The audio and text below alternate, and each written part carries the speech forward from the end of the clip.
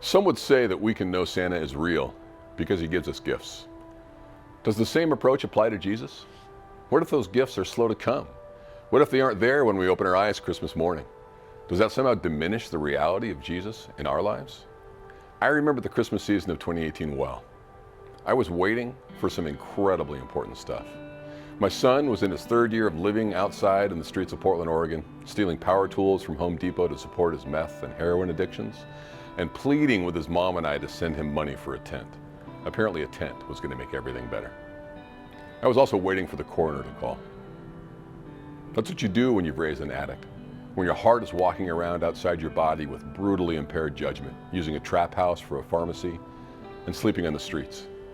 You wait for the coroner to call and tell you that your addict has hit real rock bottom before God could redeem him.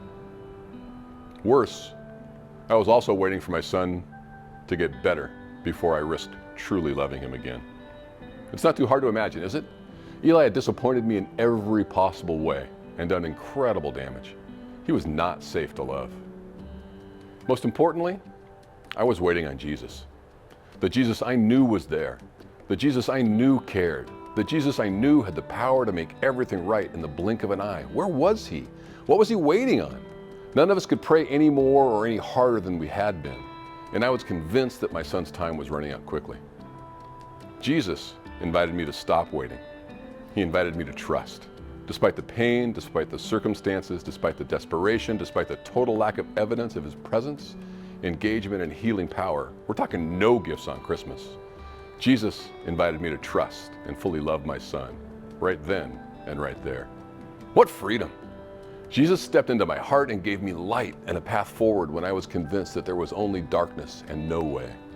Without changing my circumstances at all, or even promising that Eli would be well someday, Jesus gave me peace based on something circumstances can't impact: faith.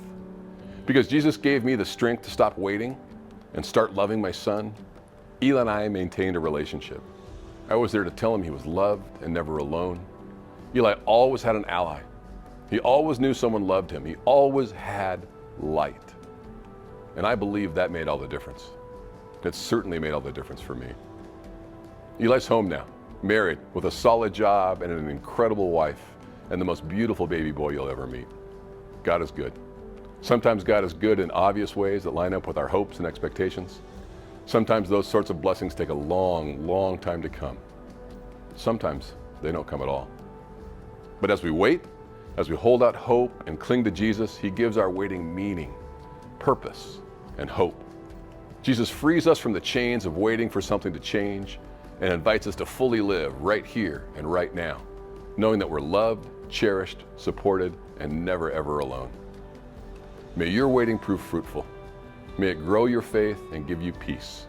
And if it's within God's will, may you get what you're waiting for, and may it be far, far better than you'd hoped. Merry Christmas.